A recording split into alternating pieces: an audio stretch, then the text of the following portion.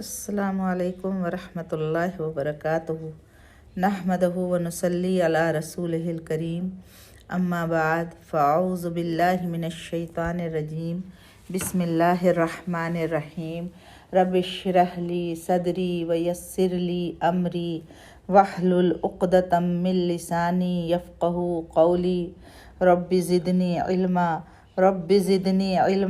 وَأَلْحِقْنِي بِالصَّالِحِينَ اللہم فقہنا فی الدین اللہم فقہنا فی الدین اللہم فقہنا فی الدین۔ آج میں اپنی بہنوں سے انشاءاللہ تعالی حضرت سمیہ بنت خبات رضی اللہ تعالی عنہا کے بارے میں بات کروں گی۔ جب مکہ کے خشک پہاڑیوں اور بے آب و گیاہ وادیوں میں اسلام کی صدائے حق بلند ہوئی تو اس کی اثر انگیزیوں کی وسعت نے پورے جزیرہ نما عرب کو اپنی لپیٹ میں لے لیا۔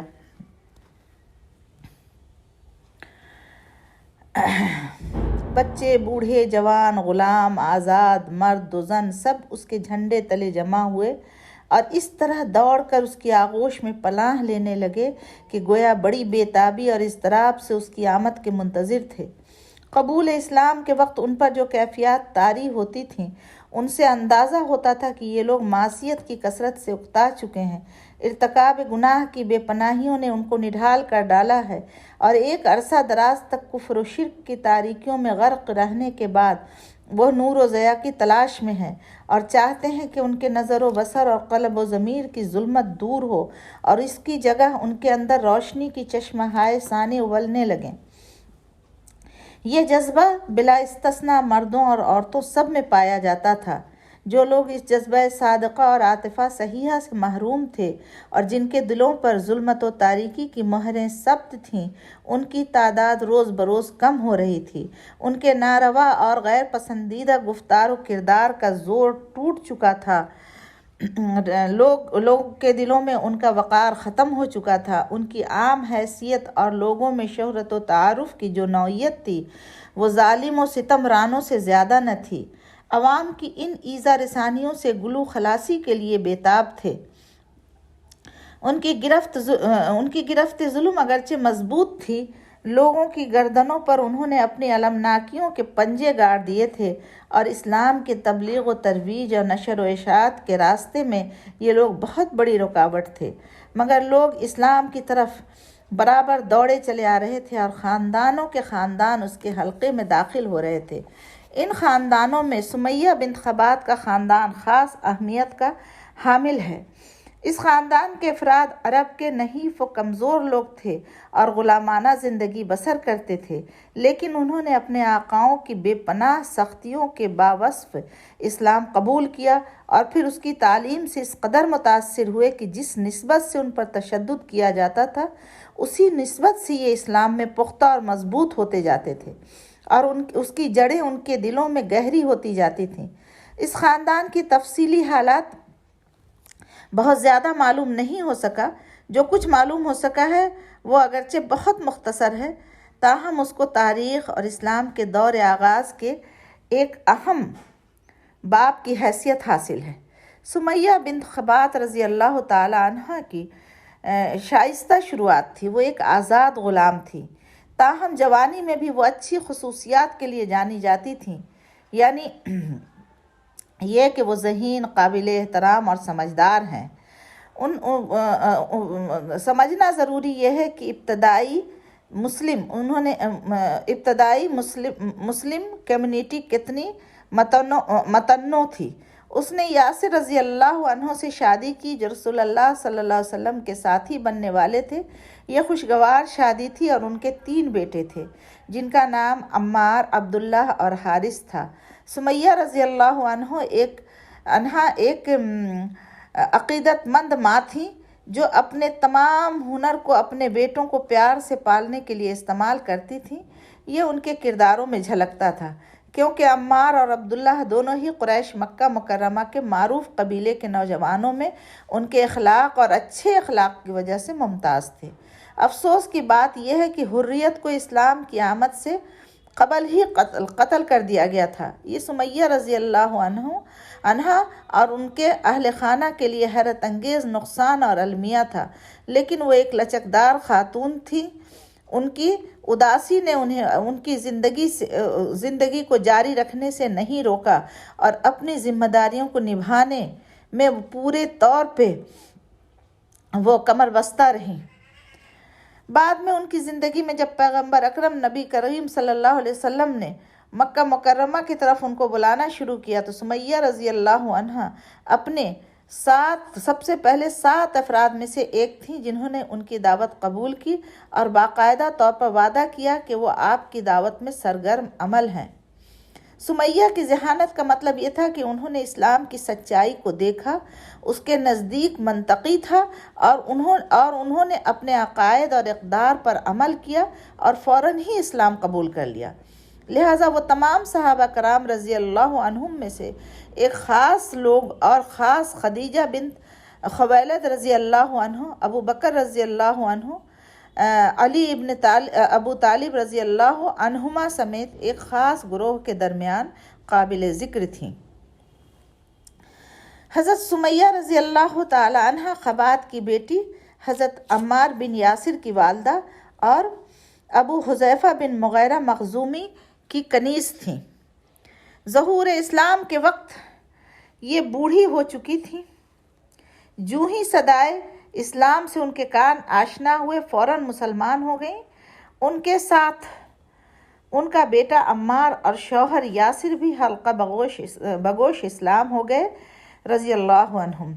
یہ لوگ اگرچہ بہت سے لوگوں کی بنسبت پسماندہ اور معاشرتی اعتبار سے کمزور تھے، تاہم انہوں نے اپنے اسلام کو مخفی نہیں رکھا اور جس صدائے حق سے متاثر ہوئے تھے اس کا برملا اعلان کیا اور عوام میں اس کی حقانیت کا اظہار کیا۔ ان کی یہ تبلیغ اسلام اور اس کا اظہار و اعلان تمام مخالفین اسلام بالخصوص خاندان مغیرہ کے لیے بہت بڑا چیلنج تھا۔ وہ یہ برداشت نہیں کر سکتے تھے کہ ان کی کنیز اور اس کا بیٹا اور شوہر اس جرأت کا مظاہرہ کریں اور علی اعلان ان کی کافرانہ غیرت و حمیت کو للکاریں۔ اب قبول اسلام کے بعد حضرت سمیہ رضی اللہ عنہا اور ان کا مختصر کنبہ قریش کے دردناک مظالم کا شکار تھا۔ کفار نے ان کو دوبارہ کفر و شرک کی آلودگیوں میں مبتلا کرنے کی کوشش کی، مگر انہوں نے صاف انکار کر دیا۔ سختیاں بھی کی گئیں، اس کا بھی ان پر کوئی اثر نہیں ہوا۔ سمیہ جیسے جیسے اظہار اسلام میں بے باک ہوتی جاتی تھی، کافروں کے ظلم و ستم کی حدود بڑھتی اور پھیلتی جاتی تھی۔ ان پر اس درجہ شدید ظلم ڈھائے گئے کہ انہیں دوپہر کے وقت مکے کی آگ کی مانند جلتی اور تپتی ہوئی ریت پر لوہے کی بوجھل زرہ پہنا کر دھوپ میں کھڑا کر دیا جاتا تھا، لیکن ان کے عزم و استقلال کے سامنے یہ آتش کدہ اور آہن و آگ کا یہ جہنم بالکل ٹھنڈا پڑ جاتا اور اپنا اثر حدت کھو بیٹھتا۔ رسول اللہ صلی اللہ علیہ وسلم ادھر سے گزرتے اور حضرت سمیہ رضی اللہ عنہا اور ان کے بیٹے عمار اور ان کے شوہر یاسر کو مظالم کی زنجیروں میں جکڑے ہوئے دیکھتے تو آہ بھر کر فرماتے، آل یاسر صبر کرو، ان مصائب کے عوض تمہارے لیے جنت مقدر ہو چکی ہے۔ حضرت سمیہ رضی اللہ عنہا دن بھر مظالم و مصائب کے ان شکنجوں میں جکڑی رہتی۔ شام کو جب ریت ٹھنڈی ہو جاتی تو وہ گھر لوٹتی، رات قدرے آرام سے گزرتی تو صبح کو پھر وہی سلسلہ عقوبت شروع ہو جاتا۔ ایک شام دن بھر مبتلا عذاب رہنے کے بعد حضرت سمیہ رضی اللہ عنہا اپنے گھر واپس آ رہی تھیں کہ راستے میں ابو جہل مل گیا۔ ابو جہل اس حقیقت کو قبول نہیں کر سکتا تھا کہ وہ ان کی اتنی ضد اور غصے سے مزاحمت کر سکتی ہیں۔ اس نے اپنا نیزہ ان کے پاس پھینک دیا۔ ایک مہلک ضرب ثابت ہوا اور افسوس کی بات ہے کہ سمیہ کو ہلاک کر دیا گیا۔ اس نے حضرت سمیہ رضی اللہ عنہ کو دیکھا تو آپے سے باہر ہو گیا، جوش غضب میں اس پاک باز خاتون کو گالیاں بکنے لگا، لیکن وہ پیکر صبر و رضا بالکل خاموش رہیں اور بدستور گھر کی طرف قدم بڑھاتی رہیں۔ ان کی اس بے نیازی اور خاموشی سے ابو جہل اور برافروختہ ہو گیا اور اس زور سے ان کی طرف برچھی چلائی کہ برچھی کھاتے ہی حضرت سمیہ رضی اللہ عنہا کی روح قفس انصری سے پرواز کر گئی۔ انا للہ و انا الیہ راجعون۔ سمیہ رضی اللہ تعالی عنہا نے اللہ کی خاطر اپنی جان کے لیے حتمی قربانی دی اور اللہ نے ان کی قربانی کو عزت بخشی۔ اس وقت ان کا انتقال ہو گیا جو اسلامی تاریخ کا پہلا شہید بننے کا انوکھا مقام اور اعزاز حاصل کیا۔ شہید بننے والی پہلی شخص عورت تھیں۔ سمیہ کی مثال کے ذریعے ہمیں یاد دلایا جاتا ہے کہ ہمیں اللہ کی خاطر کوششوں اور کچھ قربانیوں سے گزرنا پڑتا ہے۔ ان کے بیٹے حضرت عمار رضی اللہ تعالی عنہ کو اپنی والدہ کی اس مظلومانہ موت کا علم ہوا تو نہایت غمگین ہوئے اور سرور کائنات صلی اللہ علیہ وسلم کی خدمت میں حاضر ہو کر عرض کیا، یا رسول اللہ اب تو مسلمانوں پر کافروں کے مظالم انتہا کو پہنچ گئے ہیں۔ آپ صلی اللہ علیہ وسلم نے ان کو صبر کی تلقین کی اور اللہ سے آل یاسر کے لیے ان الفاظ میں دعا فرمائی، اے اللہ خاندان یاسر کو کسی فرد کو عذاب دوزخ میں مبتلا نہ کرنا۔ اور قرآن پاک سورہ بقرہ کی تلاوت کی، جس کا مفہوم ہے کیا آپ توقع کرتے ہیں کہ جنت میں پہلے جیسے آزمائے بغیر آپ داخل ہوں؟ ان پر سختی اور مصیبتوں کا تجربہ کیا گیا اور لرز اٹھے۔ سمیہ بھی ان لوگوں کی ایک مثال تھی جن کی اللہ نے اس آیت میں بات کی تھی۔ سورہ بقرہ کی 155 اور 156 آیت میں ہے کہ یقین ہے کہ ہم آپ کو خوف اور بھوک کی کسی چیز، سامان، جانوں اور پھلوں میں کچھ نقصان سے آزمائیں گے، لیکن صبر کرنے والوں کو خوشخبری سنا دیں گے۔ کون کہتے ہیں جب مصیبت میں مبتلا ہو جاتے ہیں ہم اللہ ہی کے ہیں اور اسی کی طرف ہماری واپسی ہے۔ اللہ ضروری نہیں ہے کہ ہم اپنی جان ترک کر دیں جیسے سمیہ رضی اللہ عنہا کے معاملے میں، لیکن ایسی دوسری چیزیں بھی ہیں جن کی ہم قربانی کو تبدیل کر سکتے ہیں، جیسے ہمارے والدین کے ساتھ برا سلوک، قسم کھانا، دوسروں کا مذاق اڑانا، وقت برباد کرنا، بری صحبت، ممنوع رشتہ، سوتے ہوئے، خاص کر جب یہ یقینی بناتے ہوئے کہ ہم فجر کی نماز کے وقت اٹھتے ہیں، ہمیں جو بھی ہے اسے تبدیل کرنے کی ضرورت ہے اور چھوڑ دو۔ ہمیں پہلے اس کی نشاندہی کرنے اور اللہ کی رضا حاصل کرنے کے لیے عمل کرنے کا عہد کرنے کی ضرورت ہے۔ ان کا بیٹا عمار اور حضرت محمد صلی اللہ علیہ وسلم سمیہ رضی اللہ عنہا سے 7 سال پہلے شہید ہو گئیں۔ ان کے شوہر یاسر رضی اللہ عنہ کو بھی قریش نے تشدد نشانہ بنایا اور قتل کیا، وہ بھی شہید ہو گیا۔ دونوں والدین کی شہادت کے بعد عمار نے پیغمبر اکرم صلی اللہ علیہ وسلم کے پیار میں ایک خاص مقام حاصل کیا۔ بچے کو باپ کے نام سے پکارنے کا عام رواج کے برعکس نبی عمار کو ابن سمیہ کے نام سے مخاطب کرتے تھے تاکہ اپنی ماں کی یاد کو زندہ رکھیں اور ان کا احترام کریں۔ نبی کریم صلی اللہ علیہ وسلم نے اکثر سمیدہ رضی اللہ تعالی عنہ کے کنبے کے بارے میں بات کی۔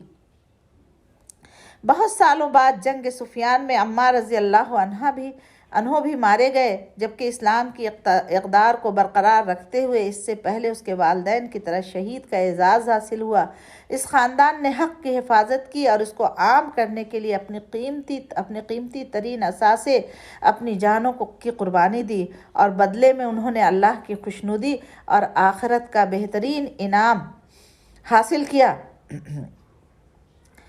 ایسے ہی لوگوں کے لیے اللہ رب العزت کا ارشاد ہے، بے شک اللہ نے مومنوں سے ان کی جانیں اور ان کی جائیداد قیمت کے لیے خرید لی ہیں کہ ان کی جنت ہوگی انشاءاللہ۔ سورہ توبہ کی 111 آیت کا مفہوم ہے۔ تو آج ہم اپنے حالات کے لیے سمیہ رضی اللہ عنہ کی زندگی سے کیا سبق لے سکتے ہیں؟ حضرت سمیہ رضی اللہ تعالی عنہا کی شہادت کے بعد جنگ بدر کا معرکہ گرم ہوا، جس میں کافروں کو ذلت آمیز شکست ہوئی اور ابو جہل مارا گیا۔ رسول اللہ صلی اللہ علیہ وسلم نے عمار رضی اللہ عنہ سے کہا انہوں سے کہا قتل اللہ قاتل امک، اللہ تعالیٰ نے تمہاری ماں کے قاتل کو موت کے گھاٹ اتار دیا ہے۔ اسلام قبول کرنے والوں میں حضرت سمیہ کا 7واں نمبر ہے اور مسلمان مردوں اور عورتوں میں یہ پہلی ذی عزم خوشبخت خاتون ہے جو درجہ شہادت پر فائز ہوئیں۔ سمیہ رضی اللہ عنہا چلتی رہیں، رکاوٹیں ان کو نہیں روک پائیں اور انہوں نے دوسروں کو بھی خاص طور پر اپنے کنبے کی حوصلہ افزائی کی۔ لہٰذا ہمیں راہ میں حائل رکاوٹوں کے باوجود بھی اللہ کی خاطر اپنے دین اور دیگر روزمرہ کے کاموں میں لگے رہنا چاہیے۔ ہماری راہ میں حائل رکاوٹیں اس کے قریب نہیں ہیں کہ اسے گزرنا پڑے۔ وہ تمام تر تنقید و مشقت کے خلاف اپنے عقائد کے لیے کھڑی رہیں۔ بعض اوقات جب معاشرہ یا یہاں تک کہ لوگ جن کو ہم اپنے دوست کہتے ہیں سوچتے ہیں کہ ہمارے طریقہ کار یا عقائد عجیب ہیں، یہ مشکل ہوتا ہے، لیکن ہمیں سمیہ کی طرح مضبوط رہنا چاہیے۔ ان لوگوں نے اسلام کے بارے میں جو منفی باتیں کی، ان کا اعتراف ان کے ایمان پر اثر انداز کیے بغیر کیا۔ انہیں بھی اس کے اعتقاد پر شکوک و شبہات پیدا ہونے کے بغیر اذیت اور ہراساں کرنا پڑا۔ در حقیقت انہوں نے ان کو اتنا مضبوط تر بنایا اور اللہ کی طرف رجوع کیا۔ اللہ رب العزت ان کی تمام قربانیوں کا بدلہ عطا کرے اور انہیں جنت الفردوس میں اعلیٰ و عرفہ مقام عطا کرے۔ اللہ تعالیٰ سمیہ رضی اللہ تعالیٰ عنہا کی خاطر ہم سبوں کو بھی اللہ رب العزت بخش دے اور ہمیں بھی ان لوگوں کے نقش قدم پر چلنے کی توفیق عطا فرمائے۔ وآخر الدعوان الحمد للہ رب العالمین۔